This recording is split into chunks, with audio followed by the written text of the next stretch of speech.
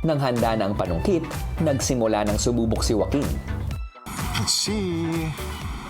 Sana po masungkit ko po ang medyas ko po kasi gusto ko talaga magbigay ng gift para sa best friend ko. I believe this gift is a sign of gratefulness. Palitan niyo na siya. Oh, ikaw na, Sofia. Mabuti naman po na madali po siya kasi gusto ko din po na yung mga ibang housemates makakasungkit din po sila ng sarili nilang medyas. Si Heath, sinusubukan pa ring sungkitin ang kanyang Christmas sock. Heath. Sorry guys, just a solid one. Matakbo sa isip ko na kailangan ko mabigay itong gift kasi I barely got to see him this year po, kuya. So, I really wanted to give this gift po, kuya, to him so he knows that I'm still here. We still are close friends, kuya. Relax. Go, ako na Kasi yung sa akin. Sorry, guys. Akin, lipatan mo. Naging madali po siya sa akin since I'm taller than everyone else. Sa sock po, kuya, may parang tali po siya. Yun po, kuya, yung ini-aim ko, kuya. Imbes na yung sock po yung tulakan, yung string po yung tinutulak namin palabas dun sa kuya sa hook. Thank you. Hirap umunit po para sa height ko. Kaya mo yan. Samantala, ang sumunod na si Crystal naman, It's like wobbly. Ala! Hindi ko rin abot. Ba't yan? Yan. Yung edge pa ng stick. Sige, go. Next. First try. Maganda naman po yung pagka-build po ng boys sa panungkit. So, nakuha ko din po siya kaagad. Nagalit ka ba sa nanay mo? Hindi ko din po nakikita masyado. Pero kaya ko po siya gustong makuha ko, kuya. Kasi yung taong pagbibigyan ko nito ay sobrang importante po para sa akin, kuya. Kasi bukod sa tinuturing ko siyang best friend, tinuturing ko din siyang pamilya. Paano ba? The string. Yung string eh. Let's go, princess. Yata yun. Hit the sock. nahirapan man, nakuha pa rin ni Princess ang kanyang medyas. Yes, push.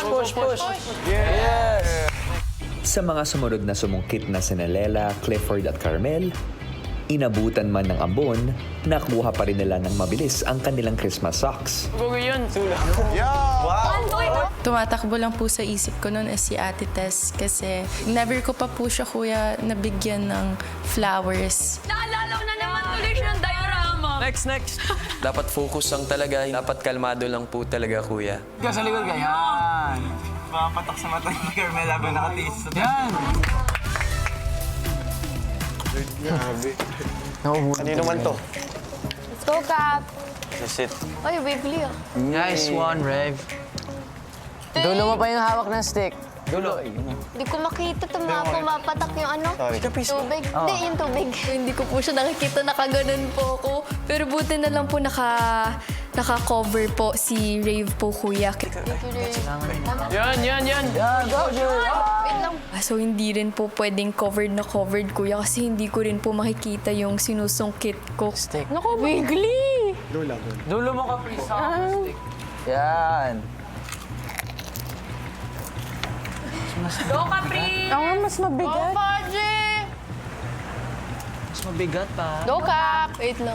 Dito ka. Ayun. Ang pinaka-naisip ko po talaga yung mga next po sa akin. Lalo na po, konting oras lang po yung meron ako. Ay! Hoy! Tapos na! Gone. Nice one. Tapos na! Medyo nag-guilty din po ako. Mas naisip ko po talaga sila hindi po nagkaroon ng chance para makuha yung socks po nila, kuya. Sorry, sino yung next sa akin? Si Anton ba? Sorry, Anton. Ilang sandali pa, tinipon na sila ni Kuya. Housemates, natapos na ang oras para makuha ang inyong mga Christmas socks. At ngayon naman, oras na para malaman kung ano ang nilalaman nito. 3, 2, 1, go!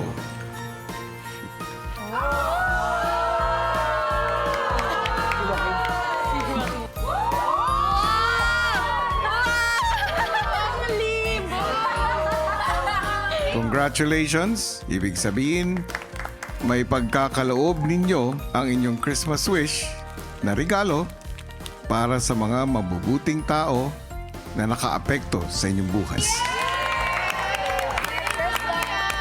Siyempre, na-imagine ko din na may sock din ako, kuya. Pero mas nangibabaw po yung saya ko po, kuya, na at least yung iba po, kuya, nakapagbigay po ng aginaldo.